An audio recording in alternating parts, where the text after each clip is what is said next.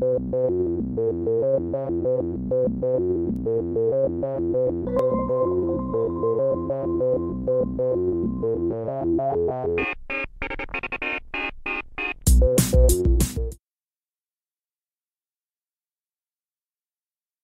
and welcome to the History Hut. I'm Jim. This is Dr. K, and what are we talking about today?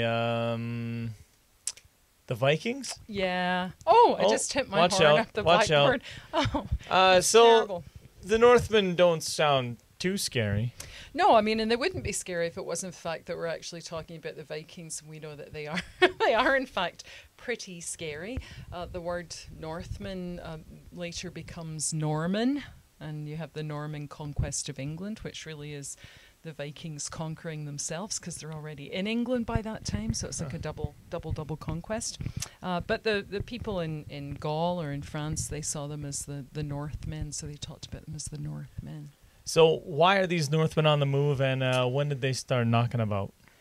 Well, I mean, they are. We generally speak of them as Vikings, and a lot of people just associate that with the Norse. I can hardly hear because my helmet's so it's covering my ears, and I'm sure the Vikings had the same problem. Yeah, I'm so sure like, they what did. did you say, Magnus? Yeah. Bare legs? So what was that? Well, I didn't quite hear that. Say, well, you know, take your helmet off, you silly thing.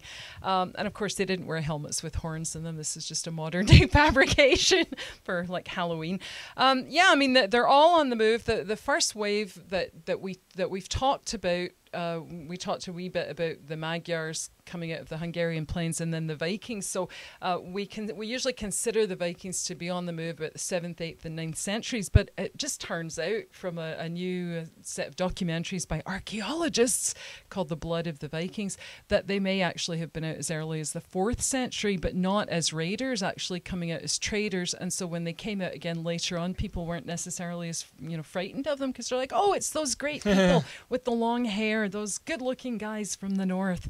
And then they're like, kill. And so people are like, oh no, they've changed. So one of the reasons that they come out, of course, is that kings were increasing their power. People like Harold Fairhair, because they always have great nicknames. There's Einar Buttered Bread. That's my favorite. I like that's a great nickname. I guess he was in charge of the sandwiches for the long voyages. Must have been. So you have kings increasing their power at the expense of the aristocracy and taking land away from them, and people finding out that as the population increased, that there was less land for them to live on as well, and they set off to colonize new places to try and find land in other places. So they're on the move for a number of reasons. One is overpopulation. There's not enough land under cultivation to feed the growing population. And in fact, in places like Norway, I think it's 2% of the land is arable. 2%. That's not much. So you have an increased population, and that doesn't change until the Black Death, when you get this great, mass decline in numbers. So you have that. Political change, large landowners reorganizing their land holdings, kings taking land away and, bringing land back into crown patronage. And, you have lots of old warrior chiefs being displaced, and their roving bands are being, kind of kicked out of new royal domains. And another reason that can't really be downplayed is the spirit of adventure, the cult of heroes. And, we do see every once in a while a whole string of Viking movies, don't we? I was in one just recently. And so you have all these reasons for movement, and they also controlled, and they had the monopoly until the Europeans start going out looking for a faster route to India and China and finding the new world. They remember the new world. Right. They had the monopoly on walrus ivory, so they had the monopoly on ivory, and it's not, am I doing that again? It's not until the Portuguese are in the 1440s and you get a new source of ivory down the west coast of Africa that monopoly is actually broken. So you have, people that are really courageous. They live by a code of violent honor, which to us seems quite brutal at times, but to them is absolutely perfectly normal. And having said that, they have this incredible amount of courage, and they're willing to sail off into the distance, not knowing if they'll ever see family again. That's not really true, because the Vikings, unlike the rest, because they're not Christianized yet, unlike the rest of Western Europe, believed that the world was round, and they also believed that there was always going to be landfall to the west. So they were quite happy sailing off to the west, because they were like, oh, and we'll hit an island or we'll hit some piece of land. So how courageous is that? Yeah. It's only courageous if you think you're going to fall off the edge of the world, I think. They also had the technological advantage over everyone else. They had the Viking Longboat. And turns out, from my favorite journal, which is the Economist, November 5th, 2011, a little thing about Viking navigation, and it's entitled Sunstruck, How Norsemen Found Their Way Around in Cloudy Weather. And it's this lovely article. It's about to be published in the Proceedings of the Royal Society. It's Guy Ropart of the University of Rennes in France, and they think they've found out how the Vikings navigated even on cloudy days. And it's a thing called the Iceland spar, a form of calcite that splits light into two beams, and if they can find any piece of blue in the sky at all, they can find where the sun is, and so they can head off to wherever it is they want to go. And it says here that no sunstones, that's what they call it, have survived from Viking days, despite the frequency of ship burials of Viking chiefs.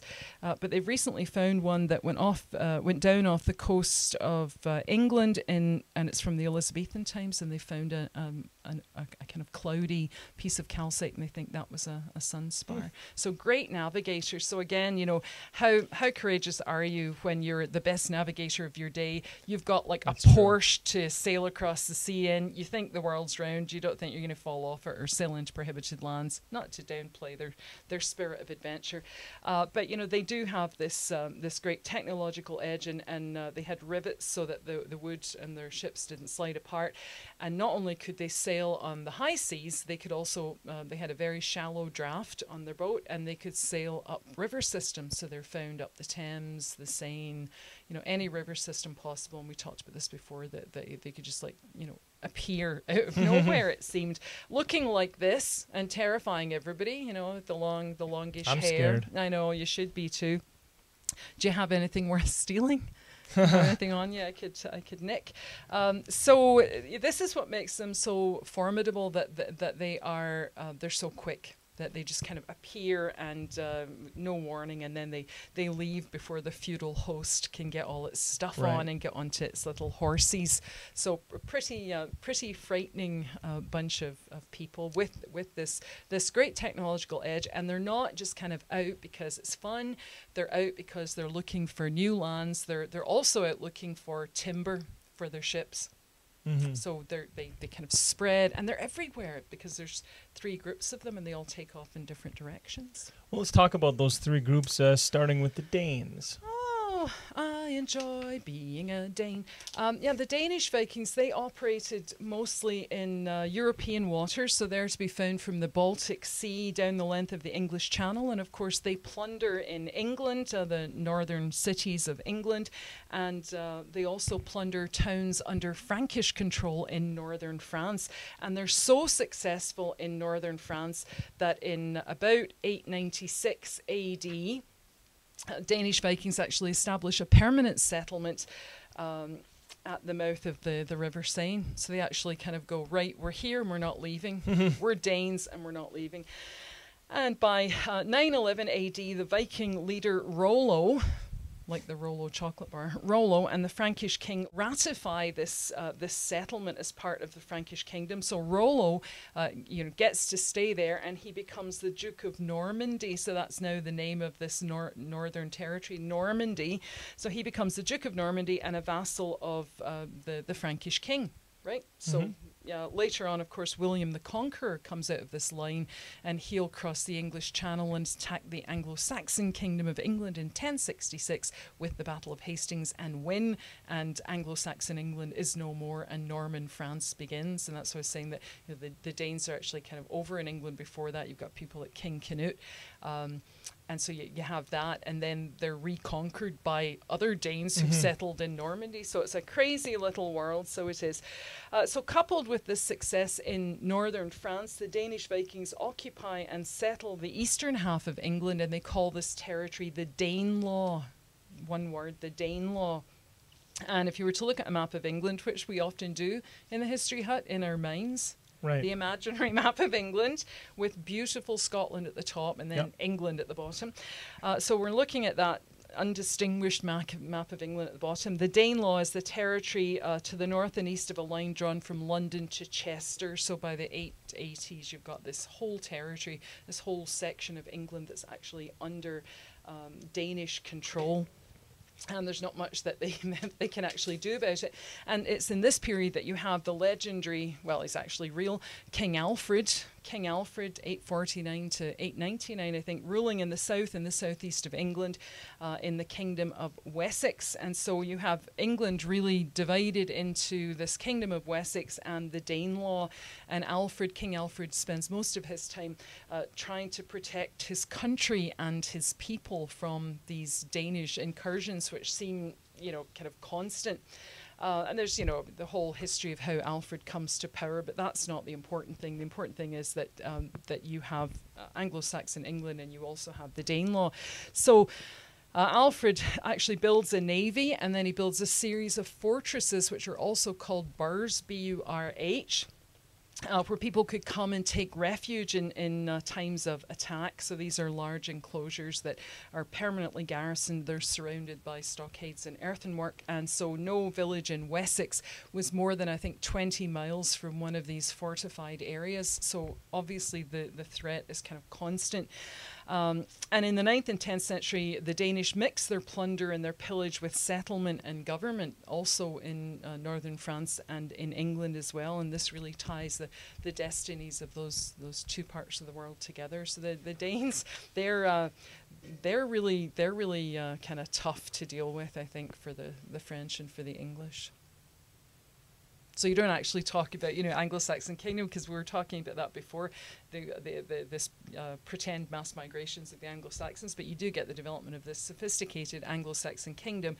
But part of that, the eastern half of their part of the island, the English part of the island, is actually under Danish control for substantial periods of time. People sometimes forget about that. Obviously, you did right there. Well, you're just like, really? No one will forget now because we've got it on the History Hut. That's right. It's in the can now, man. That's right. Yeah. All right. Well, we'll wrap up part 1 of our talk of the Vikings there, and we'll discuss the 2 other groups in part 2. Fascinating. Well, good. Prove it. Okay. We'll see you there. Bye.